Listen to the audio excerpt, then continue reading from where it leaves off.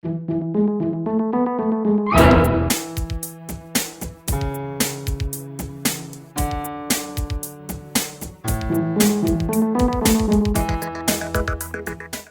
we're in the foyer with our back to the front door, and I just wanted to give you guys a quick tour, 2018 version. We haven't shown you in a while. First stop is going to be the powder room. Very important to always find the bathroom as soon as you enter a house. We've done easy updates in here. Switched out the sink for something leggier and airier. It used to be a big boxy one that made the room feel small. Got a new toilet, painted the walls a nice neutral color, and added art. Very simple. Now we're spinning around in the foyer and we're walking into the home office. And this used to be sort of a formal living room. We didn't need any of the function of that, so we turned it into an office. So we have a desk for John on the left. My desk is this floating one, which I love.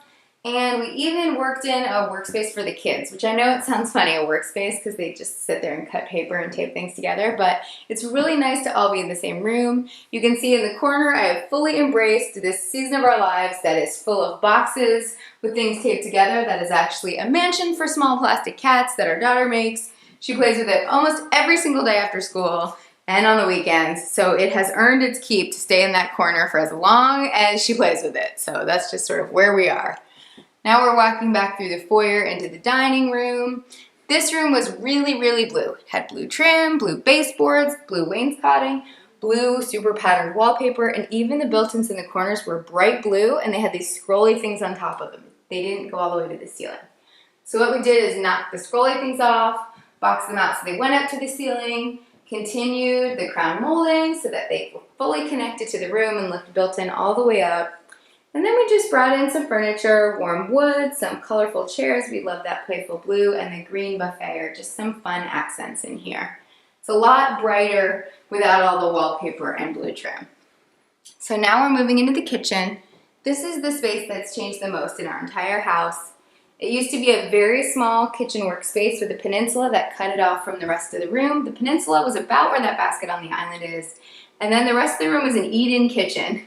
And it didn't make much sense because there was a dining room with a table right nearby. So we changed it all up, opened everything, made that wide doorway into the living room, added this island, and even moved the sink under this big bay of windows so that we have a nice thing to look out instead of standing in the corner with a tiny window. We got the big window for the sink. So now we're walking through the doorway, which didn't used to be here. It used to be a wall with a wet bar here. It's very dated. We never used it. It felt closed in. So it's really nice to have a nice centered opening into the living room. And this space used to be super dark. We had dark brick, dark wood beams, we had wood planking on the walls, and we had a salmon color of paint on the walls. It was a smorgasbord of lots of dark colors. So to unify everything, we just painted it all white. We added these built-in bookshelves that go to the ceiling and under the door. They're actually inspired by bookshelves we had at our last house. They were actually really easy to make, and they're great for storing books and stuff in the concealed closed portions underneath. So now we're moving back towards the kitchen, and we're gonna turn so you can see the foyer, which is where we started the tour.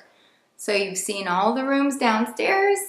I think they're pretty updated since the last time you saw stuff, but it's amazing how far the house has come, and we hope you enjoyed the tour.